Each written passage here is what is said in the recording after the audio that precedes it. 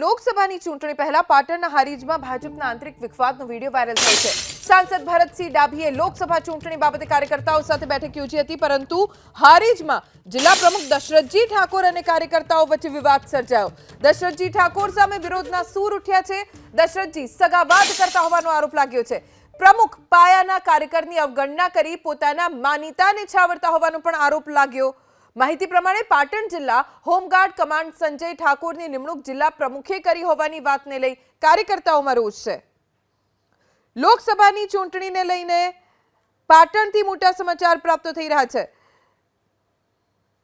તમારા બધા નેતાઓ બી આવતા હોય છે તો સંકલન કરી દરેક કાર્યકર્તા પોતાનું બૂથ સંભાળે। યુવા મોરચામાં કામ કરું છું। ગઈ ટર્મમાં યુવા મોરચાના પ્રમુખ તરીકે પાટણ જિલ્લામાં શ્રેષ્ઠ કામગીરી કરેલી છે।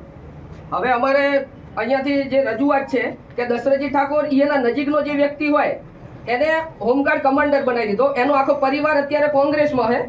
વિધાનસભા છે જેવી એમાં એમને કોંગ્રેસમાં પક્ષ વિરોધી પ્રવૃત્તિ કરેલી છે।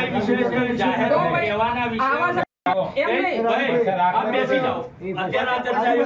બૂથ ઉપર જે પગલા તળિયે ગહાઈ જાય એવો વ્યક્તિ વધતો હોય તો આ મોટા નિર્ણય સાહેબ એમનું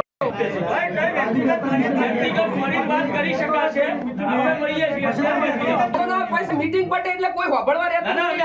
અને આ દશરથ એટલે આપણે વધાઈ લેવાનું દર વખત પગની કલાઈ આ કાર્યકર્તાઓ સાચા કરતા હોય અને એના નજીકના માણસોની હોમગાર્ડ કમાન્ડર। અગાઉ અમે અમારા તાલુકા ભાજપના પ્રમુખ રાજુભાઈને રજૂઆત કરી, બંને મહામંત્રીઓને રજૂઆત કરી કે દશરથજી ઠાકોર દ્વારા જે સંજય ઠાકોરને હોમગાર્ડ કમાન્ડોની નિમણૂક આપેલ છે એમનો આખો પરિવાર કોંગ્રેસ સાથે સંકળાયેલો છે।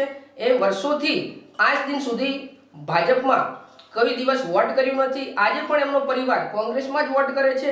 આવી રજૂઆત કરી અને 2022ની લોકસભામાં એમને પક્ષ વિરોધી પ્રવૃત્તિ કરી કોંગ્રેસનો પ્રચાર કર્યો અને ભાજપને મત નહીં આપવા તથા ભાજપનો પ્રચાર નહીં કરવો એવો એક ઓડિયો વાયરલ થયેલો હતો। એ પણ અમે એમને સંભળાવ્યો અને એમને અમારી કોઈ વાત ના સાંભળી। એમને એવું જ કહ્યું કે આ નિમણૂક અમે કરેલી જ નથી। તો અમે પૂછ્યું કે આ નિમણૂક કોણે કરી, કે દશરથજી ઠાકોરે। એટલે અમારે ના છૂટકે આજે આ બેઠકમાં અમારી રજૂઆત કરવી પડી અને આ દશરથજી ઠાકોર દ્વારા વારંવાર પોતાના માનીતા ચહીતા અને કોંગ્રેસમાંથી આયાત કરી એવા લોકોને મહત્વનું સ્થાન આપે છે। આ અયોગ્ય છે। અમારી વાત દશરથજી ઠાકોર કે પાર્ટી સાંભળવા તૈયાર જ નથી। એટલા માટે અમારે આ બેઠકમાં રજૂઆત કરવી પડી।